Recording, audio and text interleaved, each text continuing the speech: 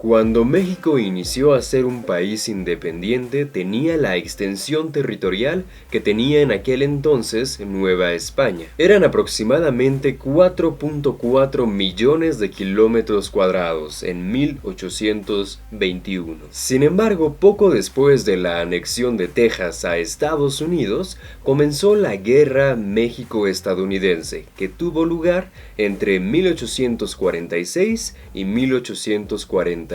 En esta guerra, los Estados Unidos se enfrentaron a un México políticamente dividido y sin preparación militar. Después de decenas de batallas, México había ya perdido alrededor de un tercio de su territorio, incluyendo casi todo lo que hoy es California, Utah, Nevada, Nuevo México y Arizona. Pero ¿cómo sucedió?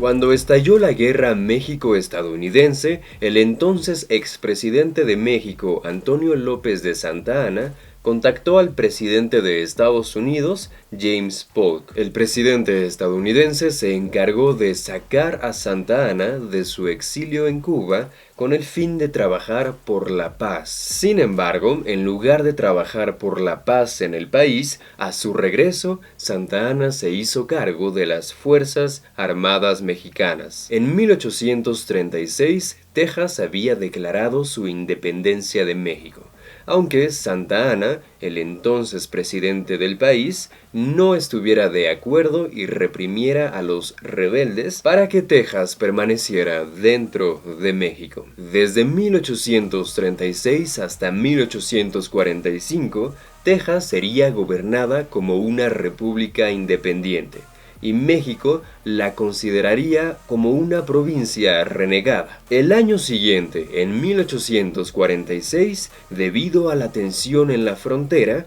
el presidente estadounidense Polk le declara la guerra a México. Polk ordenó a sus tropas avanzar hacia el sur de Río Grande, hacia territorio en disputa en la frontera, bajo el mando de Zachary Taylor, quien entonces era un general, pero después se convertiría en el 12º presidente de Estados Unidos. Mientras las tropas lideradas por el coronel Stephen Kearny buscaban ocupar tanto Nuevo México como California. Estas tropas encontraron poca resistencia y avanzaron dentro del país con facilidad. Las tropas de Taylor pelearon varias batallas en el noroeste del país, capturando la importante ciudad de Monterrey y venciendo a una de las mejores fuerzas mexicanas. Sin embargo, por alguna razón, Taylor no mostró mucho interés en continuar con la invasión hacia el resto del país. Cuando el presidente Polk se dio cuenta de esto,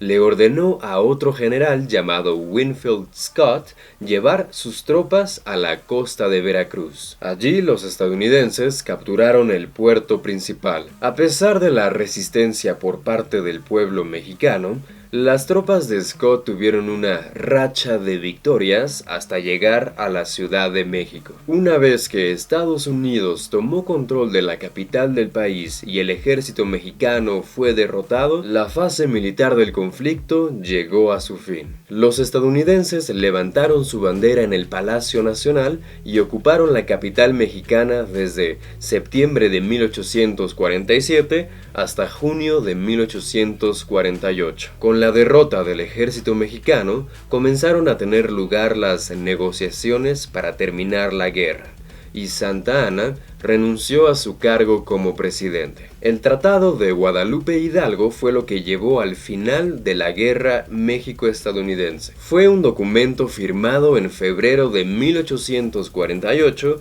en el estado de Hidalgo, en México. El tratado establecía un acuerdo de paz entre los dos países. La firma de este documento levantó los bloqueos a los puertos mexicanos, acordó la repatriación de los prisioneros de guerra y delimitó las fronteras entre ambos países. Contrario a lo que muchos piensan, incluso en México, no fue el expresidente Santa Anna quien firmó ese tratado, sino el entonces presidente de México, Manuel de la Peña, y Peña. El presidente de la Peña no hizo público ese documento hasta después en una junta del Congreso mexicano en mayo de 1848.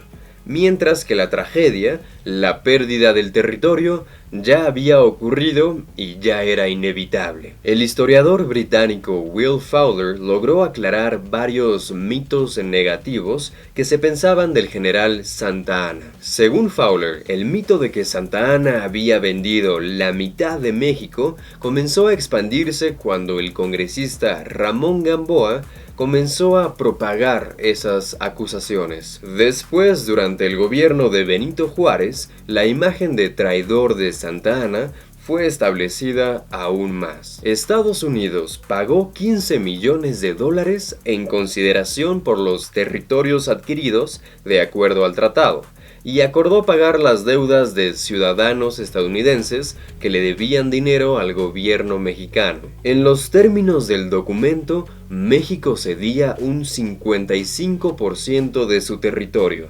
incluyendo lo que hoy en día conocemos como California, Utah, Nevada, Nuevo México, Wyoming, Arizona, Oklahoma, Kansas y Colorado. Después del tratado, México dejó de buscar la recuperación de Texas y reconoció el Río Grande como la frontera con Estados Unidos. ¿Cuáles fueron las consecuencias? La adquisición del territorio por parte de Estados Unidos causó que el pueblo mexicano se sintiera enojado y traicionado por las acciones de las autoridades mexicanas. La venta de La Mesilla, esta zona del país, marcó el fin de la carrera política de Santa Anna. El gobierno de México se había vuelto muy autocrático y Santa Anna enfurecía a los liberales y frustraba las ambiciones de los conservadores. Su política administrativa agotó sus recursos y le creó nuevos enemigos. En 1847, al caer Santa Anna del poder